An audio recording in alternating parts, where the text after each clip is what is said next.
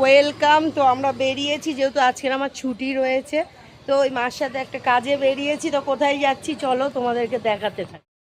এটা হচ্ছে আমাদের আগের পাড়া, যারা ক্ষতি করেছিল তাদের বাড়ির সামনে থেকেই যাচ্ছি। ঠিক আছে, আমার দাদু তো ক্ষতি করেছিল, আর এখানে লোকের সাথে মিলে ক্ষতি করেছিল, বুঝেছো, তোমরা তো জানো। তো 8 লাখ টাকা দিয়ে ক্ষতি করেছিল, প্লাস এখানে যারা ক্ষতি করেছিল এখানে কিছু লোক আছে। তো ভেবেছিল আমি মরিনি কেন, ঠিক আছে, আমাকে পাগল করে রেখেছিল, রাস্তা দিয়ে বেরোলো পাগল বলতো। তো সেই আগের পাড়া, এটা হচ্ছে ভারত মাতা ক্লাব। আর বাড়িটা ভুতুরে হয়ে গেছে পুরো, তোমাদের তো আগে আমি দেখিয়েছি। ঠিক আছে, তো চলো কোন দিক দিয়ে যাবে। ক্ষতি করেছিল আমার দিদা দাদু। এই যে এটা এখন রাস্তা হচ্ছে। তো এখানে আমার ওই শয়তান দিদা আর দাদুর বাড়িটা, যেটা এখন বিক্রি হয়ে গেছে বর্তমানে। তো তোমাদের দেখাই কি লাভ হয়, মানুষের ক্ষতি করে কি লাভ হয় সেটাই বোঝা মুশকিল। যে 8 লাখ টাকা দিয়ে আমাদের ক্ষতি করেছিল, সেই টাকা যদি কোনো কাজে লাগাতো আমার দাদু। শয়তানকে দাদু বলতে আর ভালো লাগে না।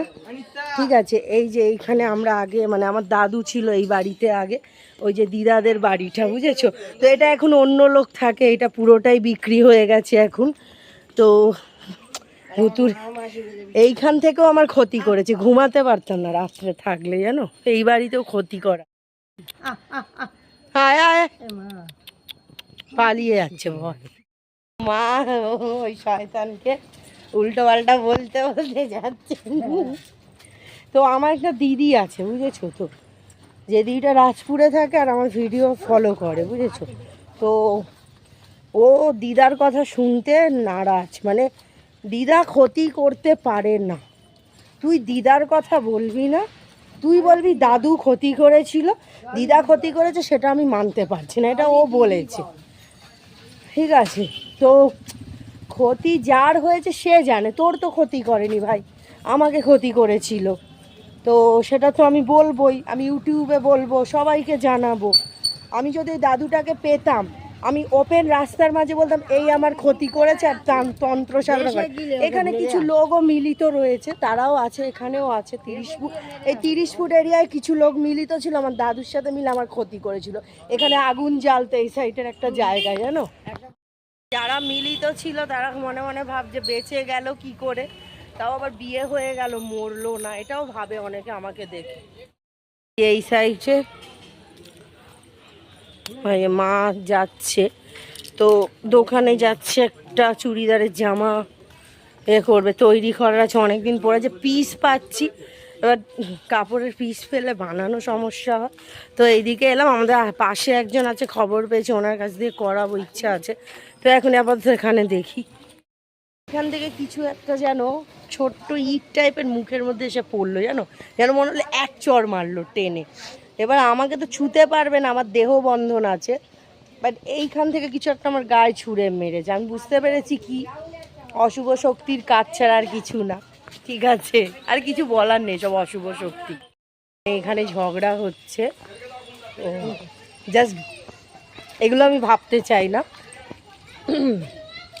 কি বলবো, এই এরিয়াটা, মানে এটা হচ্ছে বাংলোবাড়ি এরিয়া, এখানে বেশিরভাগ মানুষ শান্তিতে থাকতে পারে না, জানো, মানে কাপেলদের মধ্যে অশান্তি লাগিয়ে দেয়। এই বাংলোবাড়ি এরিয়াটা এরকম, মানে থাকতে দেবে না শান্তিতে। আর কি বলবো, মানে আমি তোমাদের কি বলবো, বললে কি ভাববে জানি না, মানে মানুষের না, সবার মধ্যে ভূতপ্রেত রয়েছে সেটা তো বোঝা যায়, কিন্তু তারা সংসার করতে পারে না, তারা অন্য কারোর সঙ্গে রিলেশনে চলে যায়, এরকম এরিয়াটা এরকম টাইপের। মানে সবসময় শুনে এসেছি বেশিরভাগ মানুষের সঙ্গে এই জিনিসটা হয়েছে, বুঝেছো। তো সত্যি কথা বলতে, আমরা এখানে যখন ছিলাম আমাদের মধ্যেও বিশাল অশান্তি লাগানো হয়েছিল এই এরিয়াতে। তো লাস্টে এই বাংলো বাড়ি ছেড়ে আমাদের অন্য জায়গায় যেতে হয়েছে, কারণ এখানে মানে বিবাহিত কাপেলকে থাকতে দেয় না। মানে কি ক্ষতি করে দেয়, কি অভিশপ্ত এরিয়া জানি না। এখানকার কি ইতিহাস আছে, এখানে কোন সাহেব ছিল, কে ছিল, সে নাকি মদ খেত, মানে যেরকম সাহেবদের মধ্যে হয়, জয় মা। তো এরকমই ঘটনা। তো লোকের ঝামেলা দেখলে আমার জাস্ট ভয় লাগে, দেখতে চাই না, বাবাকে স্মরণ করি। আর এই এরিয়ায় আমি খুব একটা পা ফেলি না, মানে এখানে এলে আমার কিছু না কিছু সমস্যা হয়। তো বাবার নাম করে আমি এখন পারাপার হচ্ছে এই রাস্তা দিয়ে। এই হচ্ছে বিষয় এখানকার, বুঝেছো?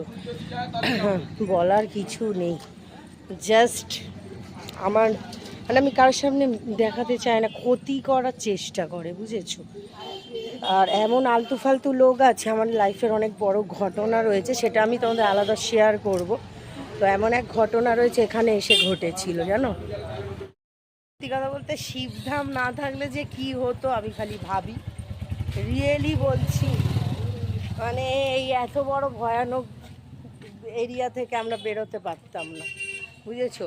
মানে এমনই একটা এরিয়া এখানে, এরকমই টাইপের সার্কেলটা এরকম এখানকার, যে স্বামী স্ত্রী বেশি দিন ভালো থাকতে পারে না এখানে, বুঝেছো? মানে তাদের ডিভোর্স হবে, নাহলে কিছু একটা হবে, নাহলে সে অন্য কোনো কারোর সাথে সম্পর্কে থাকবে। এখানকার ঘটনা সেরকম।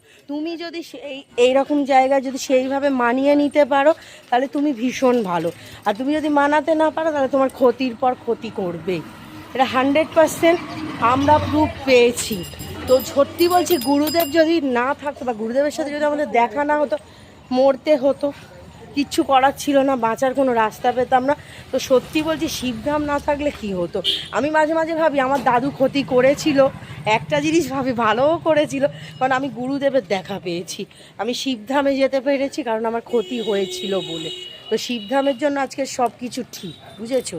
আর কারোর ক্ষমতা নেই গুরু পীরানন্দের শিষ্যকে কিছু করতে পারবে, এটা তো তোমরা জানো। এখান দিয়ে যাচ্ছি, ঠাকুরের নাম করতে করতে যাচ্ছি, ঠিক আছে? তো ওখানে একটা লোক ড্রিঙ্ক করে খিস্তি মারছে, ওটা তো আর তোলা যাবে না, ঠিক আছে? তো এই ভয়ানক, কি বলবো আর, মানুষের মানে সব বেশিরভাগ মানুষের শরীরে প্রেত রয়েছে এখানে, জানো?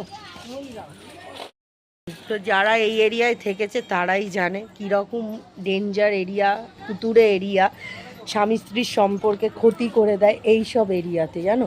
এত বাজে জায়গা এটা, কিছু বলার নেই। মানে আমার হাজব্যান্ডের বন্ধু, ওরা ভাড়া ছিল এই বাংলো বাড়িতে, তাদেরকে টিকতে দেয়নি, স্বামী স্ত্রীর সংসার ক্ষতি করে দেয় এই বাংলো বাড়ি এরিয়াটা, জানো? এতটা বাজে জায়গা, কিচ্ছু বলার নেই। আমাদের যা ক্ষতি করেছিল সে আমার মনে আছে খুব ভালো করে, কিছু বলার নেই ভাই, কি বলবো আর তোমাদের। আমি এখন একটা সাইডে দাঁড়িয়েছি, কেন আমি যখনই এইখান থেকে যাই কিছু না কিছু আমার ক্ষতি হয়, মানে পুরো ভুতুরে টাইপের জায়গাটা। আর তারপর মানুষজন খুব একটা সুবিধার না, বুঝেছো? তো এটা বলছি কারণ এখানে আমরা ছিলাম, এখানকার বাতাবরণ দেখে গেছি আমরা, জানো? মানে কিচ্ছু বলার নেই, মানুষজন সব মানে ভূতে প্রেতে ধরা আছে। মানে তুমি বলো, কিছু মানুষ সুসাইডও করে, কিছু মানুষ পুরো একদম নেশায় চুর হয়ে থাকে এই রকম। আর ঘরের সংসারের অশান্তি, সব কিছু মিলিয়ে মিশিয়ে।